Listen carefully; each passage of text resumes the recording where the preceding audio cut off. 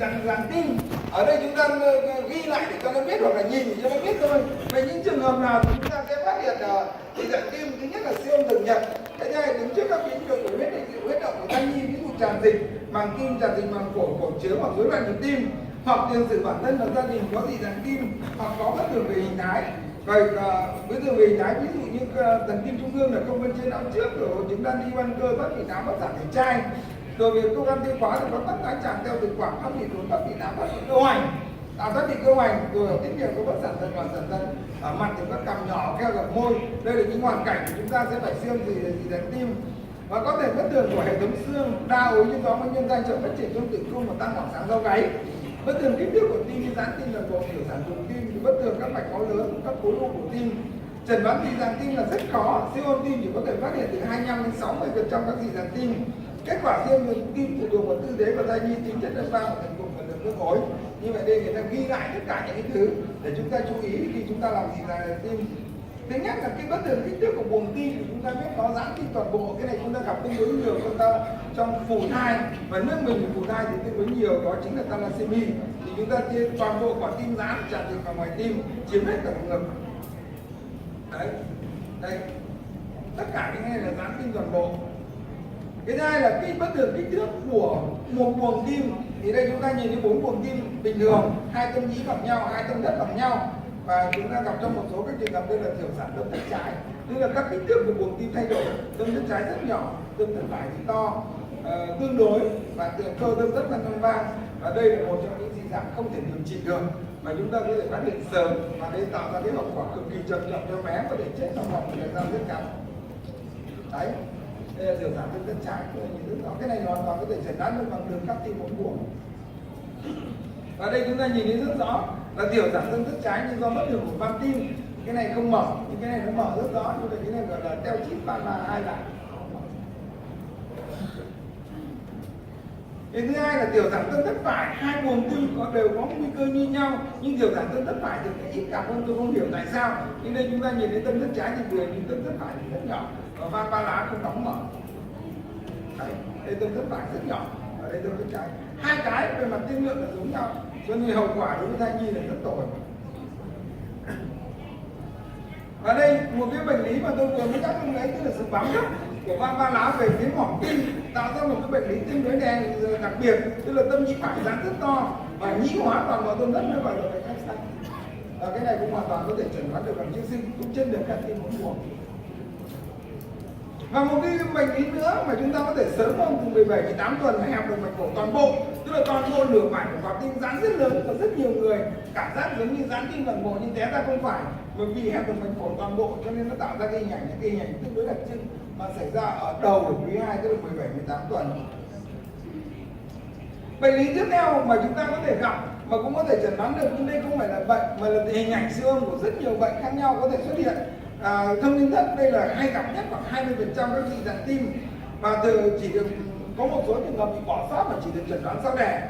Nó có rất nhiều vị trí khác nhau, tuy nhiên kích thước mà nhỏ dưới 3 mm thì khó có thể chẩn đoán được trước sinh, cho nên có những trường hợp thì chúng ta bỏ sót vì kích thước nó rất nhỏ. Kết hợp siêu âm 2D cộng với đốt đen màu thì chúng ta có thể chẩn đoán được tương đối nhiều, và cũng là sử dụng đường cắt tim 4 buồng.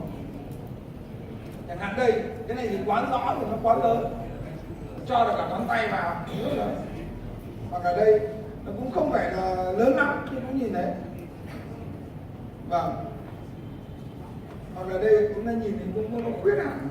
Thì chúng ta nhớ là cái đặc điểm của cái lỗ thông, tức là cái đỉnh thì nó rất sáng. Khi chúng ta nhìn cái đỉnh nó rất sáng, và cái lỗ thì tương đối lớn, có những cái nó nhỏ hơn một chút.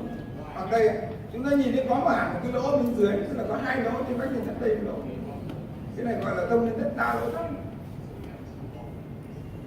Hoặc đây này, thông nhân thất ở phần cơ, và cái này sử dụng đốt đen màu thì rất đẹp. Đó, thì chúng ta nhìn cái luồng máu nó chảy qua hai bên rất là, cho nên đây là một cái vai trò rất lớn của đốt đen màu. Cái này chắc là bà sẽ nói về cái này, nhưng mà cái sử dụng đốt đen màu là tương đối khó, thì ai mà dùng được cả đốt đen màu nó tên là sạch điệu.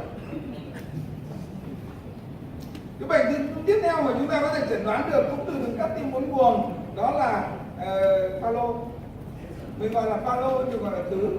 Đây là hình ảnh sơ đồ. Chúng ta đều biết là thông nhân thất, động mạch chủ trồng đến vách nhân thất và động mạch phổi nhỏ. Thế là ba cái triệu chứng rất rõ mà chúng ta chẩn đoán trước sinh bằng siêu âm. Đó, thông liên đất, động mạch chủ chờ cái này thì rõ quá. Thì cái động mạch phổi nó động mạch chủ nó rất to và cái lỗ thông rất lớn, nó chờ lên khoảng trên 50%. Đây nữa, và cái động mạch chủ nó to như thế này, và cái vách liên đất thì lỗ thông còn lớn. Và động mạch phổi nó nhỏ tí, đặc biệt của pha lô động mạch phổi rất nhỏ, và tiên lượng của pha lô phụ thuộc vào kích thước của động mạch phổi. Người ta tính ra động mạch phổi nó lớn hơn, nhỏ hơn khoảng dưới 50% so với động mạch chủ thì tiên lượng xấu, còn ngược lại thì tiên lượng cũng rất tốt. Vì đây là bệnh lý hoàn toàn có thể chữa được sau khi đẻ. Đây là chuyển số mạch máu lớn.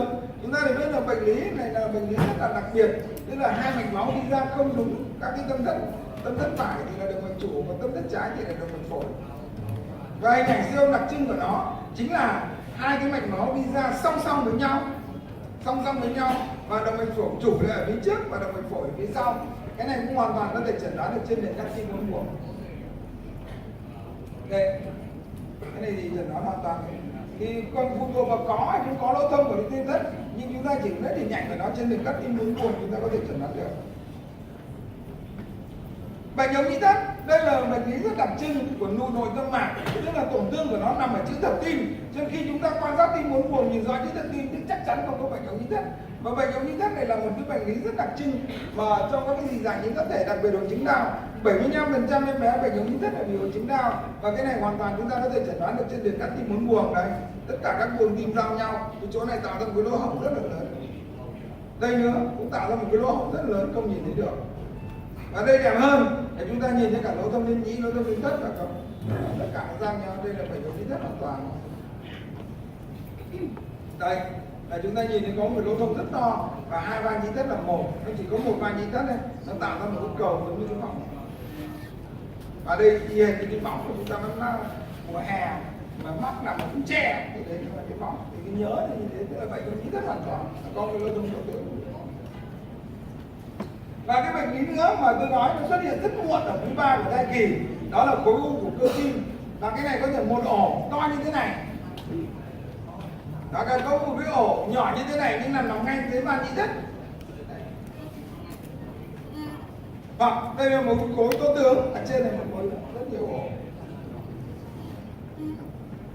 Hoặc đây cũng một khối nằm ở tâm thất phải tương đối to. Và đó là cái bệnh u cơ tim. Nhưng bệnh u cơ tim đặc biệt chúng ta gặp trong hoại tử trắng của cúp nơ tim. Ngoài khi chúng ta quan sát hình ảnh của khối u của cơ tim, chúng ta đều phải quan sát các cái tổn thương ở trong não. Nếu như kèm theo các cái tổn thương ở trong não nữa thì tiên lượng cực kỳ xấu. Còn nếu không thì đây là những cái bệnh lý chúng ta không cần can thiệp gì, mà em bé đẻ ra và trong vòng khoảng 2 năm đầu đời thì các cái khối u này tự nó cũng tiêu hết, và chúng ta chỉ quan sát và theo dõi em bé sau đẻ, không can thiệp bất kỳ cái gì. Một cái bệnh lý nữa chúng ta cũng có thể quan sát được bằng siêu âm, đó là hẹp van động mạch phổi. Đưa động mạch phổi chúng ta nhìn thấy van của nó đóng mở không tốt, hoặc là cái van của nó tăng âm van chúng ta nhìn thấy quá rõ, hoặc đây chúng ta nhìn thấy nó di động hình vòm. Và nếu như sử dụng đốt màu thì chúng ta thấy ở trong động mạch phổi có hai cái luồng, một cái luồng đi ngược chiều nhau, một cái luồng là đi ngược từ ống thông động mạch, và một cái luồng đi từ tâm thất phải trên, cho nên tạo ra cái hình ảnh nó hai màu khác nhau ở trong động mạch phổi. Và đây là rất đặc trưng của hẹp van động mạch phổi, và cái này cũng là vai trò của đốt màu. Và như vậy điểm qua một số các cái hình ảnh bình thường của tim, cũng như một số các cái dị dạng tim mà chúng ta có thể chẩn đoán được bằng siêu âm hiện nay, mà ở tất cả các cái máy siêu âm cũng như cái trung tâm chẩn đoán trước sinh cũng như khoa sản, thì chúng tôi thấy rằng siêu 2D có thể đoán là tất cả các cấu trúc tim bình thường từ tuổi thai ít nhất, tức là từ 12 tuần.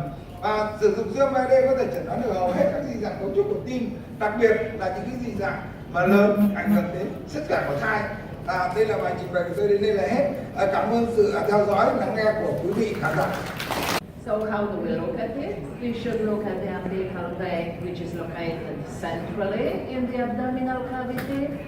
We should see the stomach on the left side. So the first we must know that this is the left side of the baby. We should see the aorta, which is lying posteriorly on the left side of the spine, and inferior vena cava, which is on the right side and anteriorly to the aorta. And we should see the spleen around the stomach.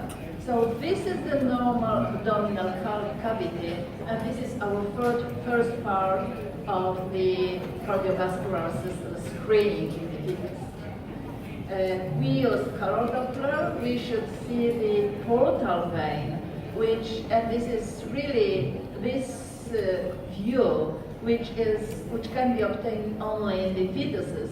And I know that some venal problems are more common in Asia than in Europe, so you should be familiar with this just to catch some abnormalities which can be important for the future prognosis of the baby.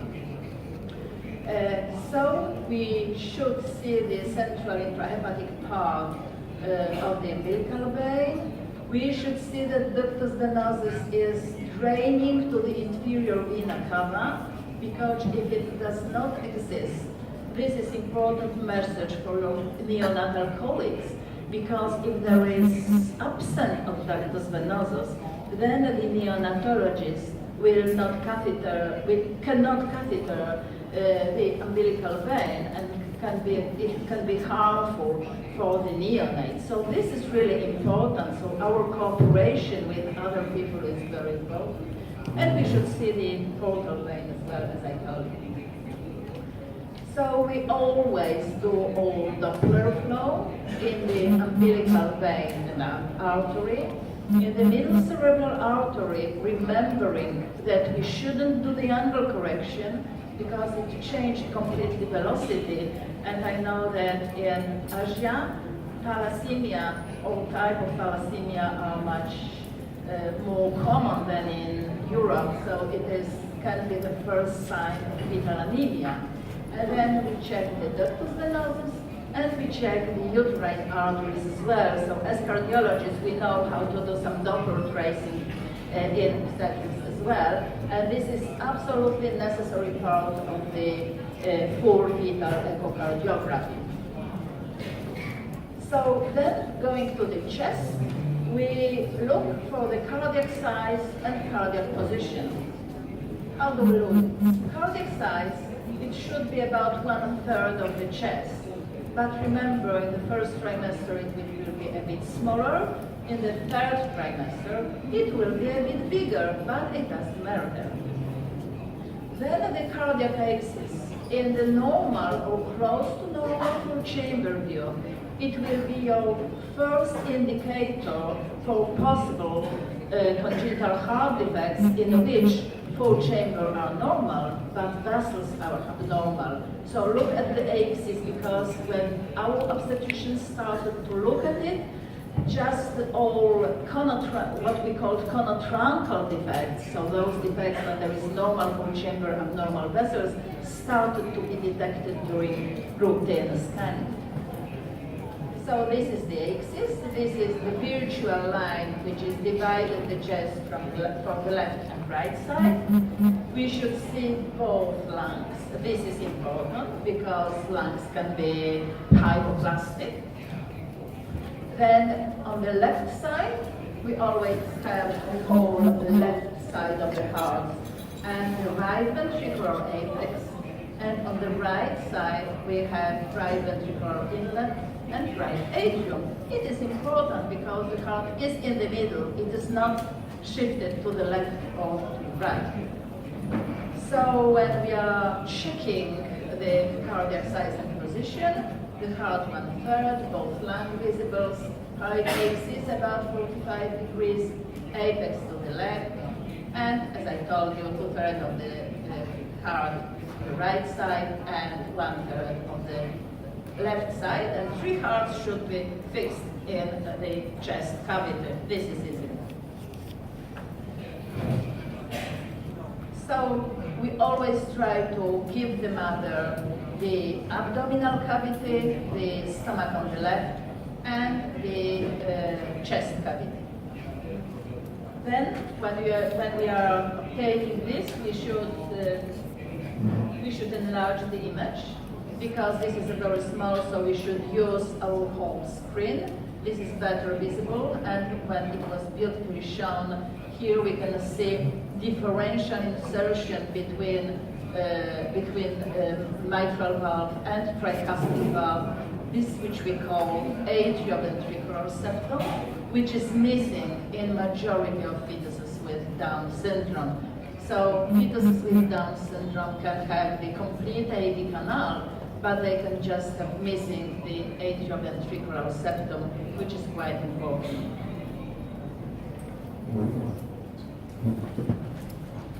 So of course the heart can be in different positions.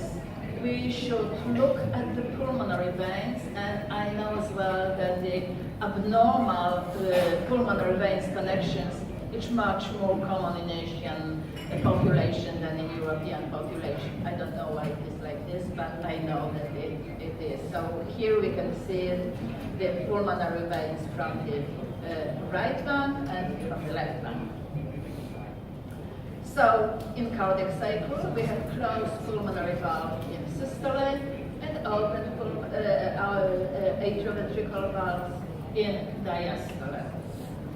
And then we use color Doppler. And this is important because at the moment we always use machines with color Doppler. So this is our first view of the normal or abnormal functioning of the ventricles, because color should fill the ventricles down to the apex, left ventricle and right ventricle. And of course we have to adjust color according to the part of the cardiovascular system we are searching.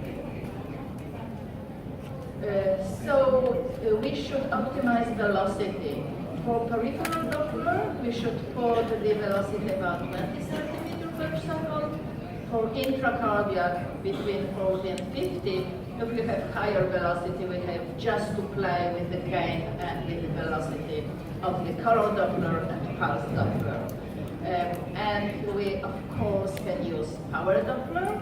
And power Doppler we are using for low velocity, like veins, like pulmonary veins, like portal veins. So in diastole, both ventricles are filled, and in systole we have the outflow to the aorta, which is seen here.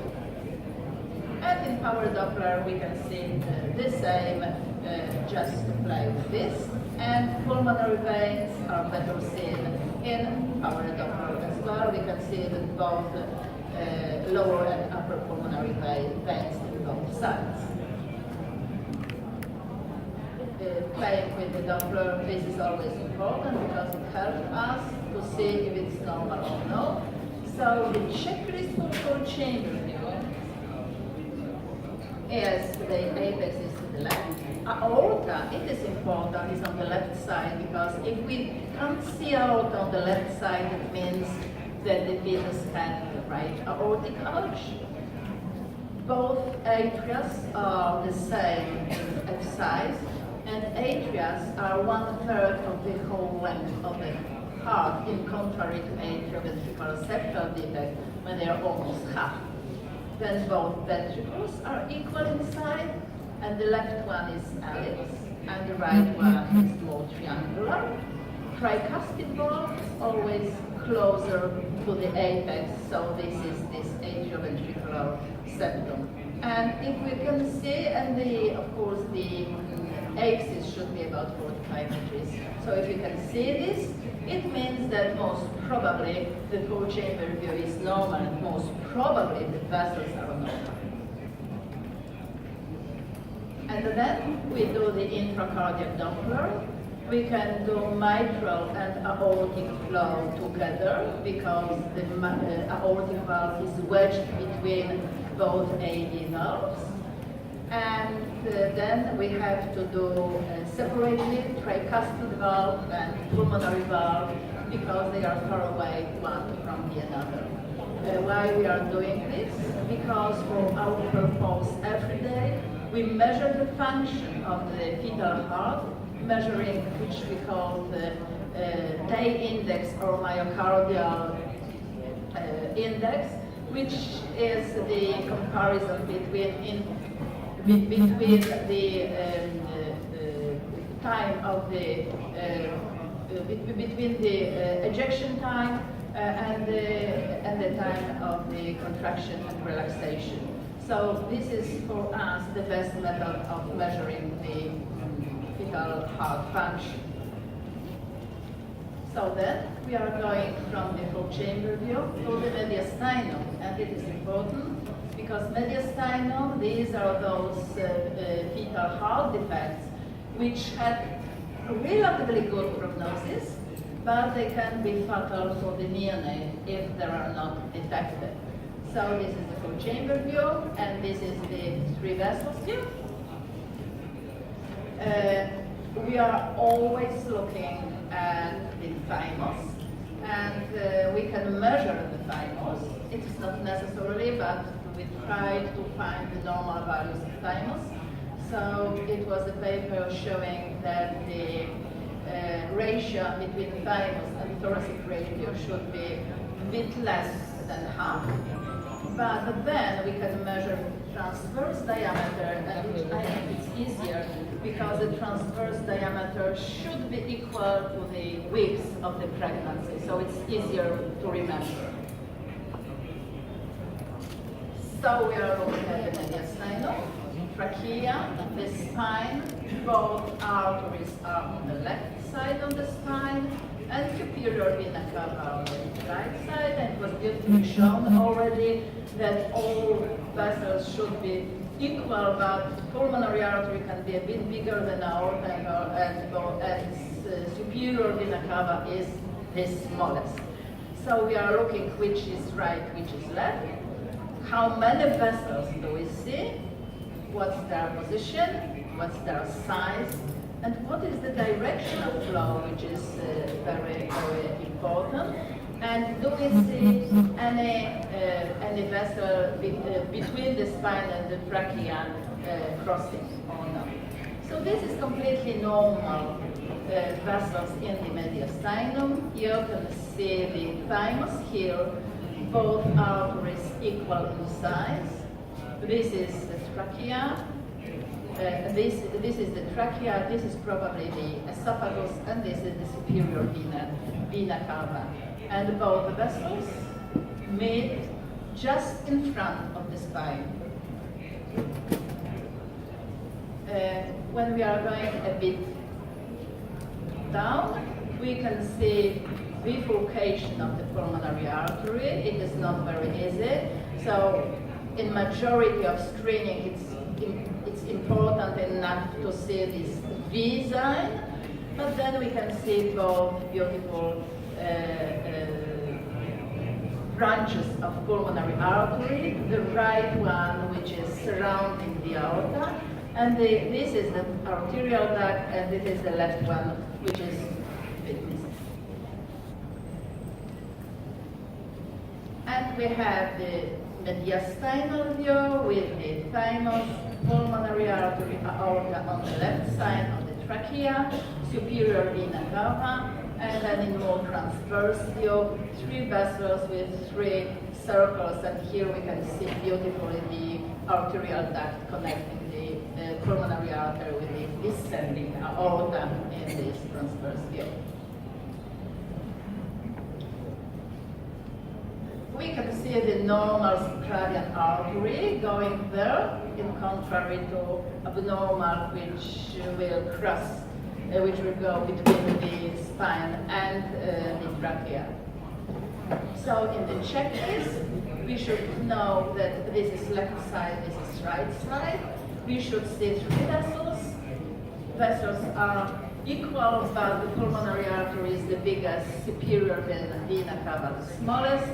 Position of the vessels are normal. The vessels and the trachea are in normal relationships, and we see the thymus.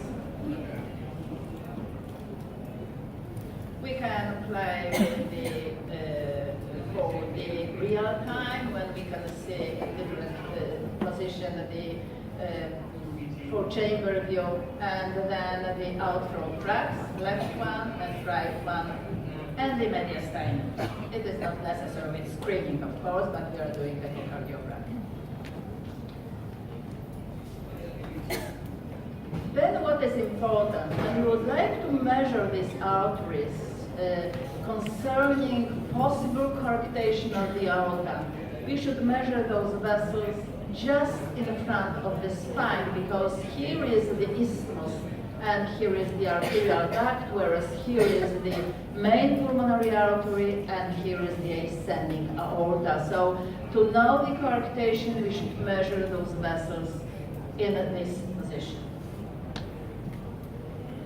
So now we are going to the 5-chamber view and the outflow tracts. So this is the aorta raising from the left ventricle and pulmonary artery crossing the aorta in front. Once more, pulmonary artery up, crossing down, and then the left ventricular outflow tract and mediastinum, normal mediastinum. So very quick sweep from 4-chamber to the mediastinum. More aorta from the left ventricle, posteriorly, pulmonary artery, anteriorly, and then we can easily see the ductus arteriosus. And once more, thymus is seen very nicely. This is important, of course, this is the picture from the child, but it is the same in the fetus. When just understanding the structure of the inside of the heart, when we have continuity between the ventricular septum and anterior aortic wall, and anterior mitral leaflet and posterior aortic wall. So in the normal fetus, we should have this continuity. The ventricular aortic continuity will be missing in majority, in all conotruncal defects when we have the huge subaortic or subtruncal VSD, which was already shown in the previous picture. And the continuity between the mitral valve and the posterior aortic wall will be missing in double outlet ventricles. So this is important. Pulmonary artery and aorta are crossing, and we can see the 2D and carotid. So in the checklist, we have the aorta in the middle in the short axis. We have the continuity between mitral valve and aorta and ventricular septum and aorta. We have pulmonary artery in the front. Arteries are equal inside and flow is laminar. So this is important to have the good velocity of flow, because if you put the velocity too low, we will have turbulent flow and we can make the false diagnosis of the stenosis. So we can see the aorta in the long axis, and pulmonary artery is better seen in short axis. Here even we can see the 3 leaflets of the aorta and the whole right side of the heart. This is the left atrium, right atrium, tricuspid valve, right ventricular outflow, and the beautiful pulmonary trunk and both pulmonary arteries, and 3 leaflets with the aorta. So this is, we can obtain such a picture if we have, of course, not too obese mother, as it was already shown. Now we do the outflow tracts in Doppler. Generally, of course, we do not remember the numbers, but in the same fetus, aortic flow is always a bit higher velocity than pulmonary artery flow, and acceleration time, so the time which is needed to obtain the maximal velocity, is a bit longer in the aorta in comparison to the pulmonary artery, because there is a high resistance in the lungs in the fetus. Then we are going to short axis view, and short axis, generally we like it as cardiologists, but I know that these views are more difficult for obstetricians, but just to show you some important part of structures and of the anatomy of both ventricles. It is very important view when we are having the fetus with complicated left heart lesions, because we can see beautifully the 2 mitral valve leaflets and here 2 papillary muscles. And we can see that the ventricular septum is free from leaflets. So mitral valve leaflets are attached just to the free wall, whereas the tricuspid valve leaflets are attached to the free wall, the apex, and into the ventricular septum. So this is the view in which we can distinguish between the left and right ventricle, which sometimes are changing their positions. So in mitral valve, you see two papillary muscles and attached to the free wall, in contrary to the tricuspid valve. And from the short axis, it is quite easy to see the wedged aorta between two the atrioventricular valves, and a bit wider pulmonary artery crossing the aorta in the front. And then we are going to the more sagittal view. It was already showed beautifully in the previous lecture that we see the wide aortic arch, ductal arch. So it is usually a bit wider than the aortic arch. And we can see the beautiful aorta with the head vessels, so and the aorta rising from the left ventricle. And in the still images, aorta and ductal arch a bit different in shape. And once color is always helpful because in many situations, including some obstetric problems, it can be the reverse flow in the aortic isthmus. So this is important just to learn how to do this. And to have really the good Doppler, you see I increased the velocity up to more than 80 centimeters per second because the velocity in the third trimester of pregnancy is higher. So to get rid of some turbulence, I need to know, I need to adjust the velocity of color in a proper way. And the pulmonary veins, very important because pulmonary veins are generally quite easy to repair, but the abnormal pulmonary venous connection can be fatal to the baby. And this is what we call the crane view, because in the short axis view, we can see 4 pulmonary veins draining to the left atrium, like in a crane. Yes, so it is not very easy to obtain this, but generally we can see, and we are sure that the pulmonary veins are draining to the left atrium, so we can't miss any. And systemic veins, so this is the baby's head, this is the baby's legs, and both cardinal or systemic veins are draining into the right atrium, and we can see both are similar in size.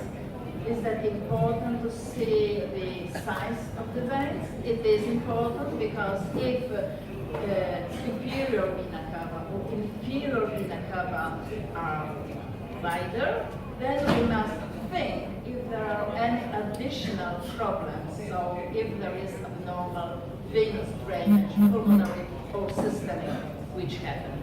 So just look at the size of the, not only arterial vessels, but venous vessels as well.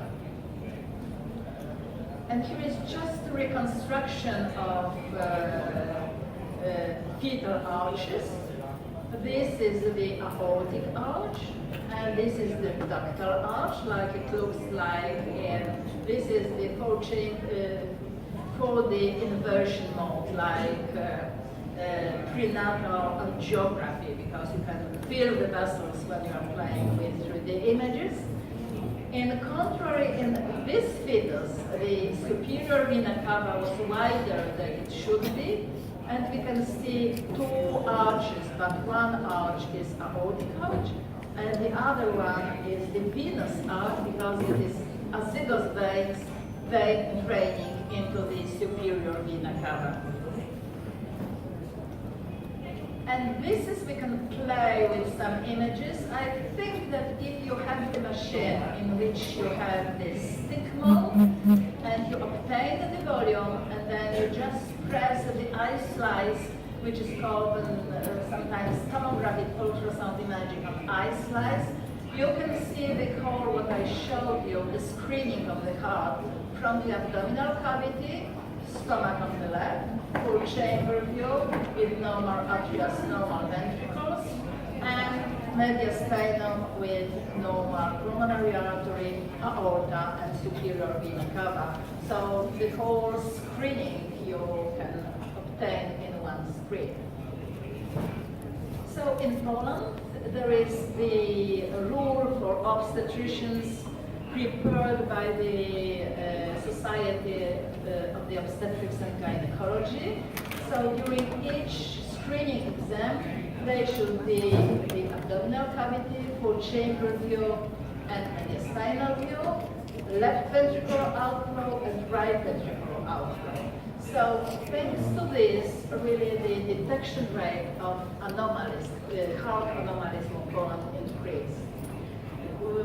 If there is something missing in those views, quick referral for fetal echocardiography is really important, because some of cardiac lesions are dynamic, and sometimes we can improve fetal condition. So it is important to have these videos as quick as possible. And then what we are doing, of course, we are performing the whole segmental analysis with all shown and all different views, just to be sure that the anatomy of the whole cardiovascular system, not just the heart, is done properly.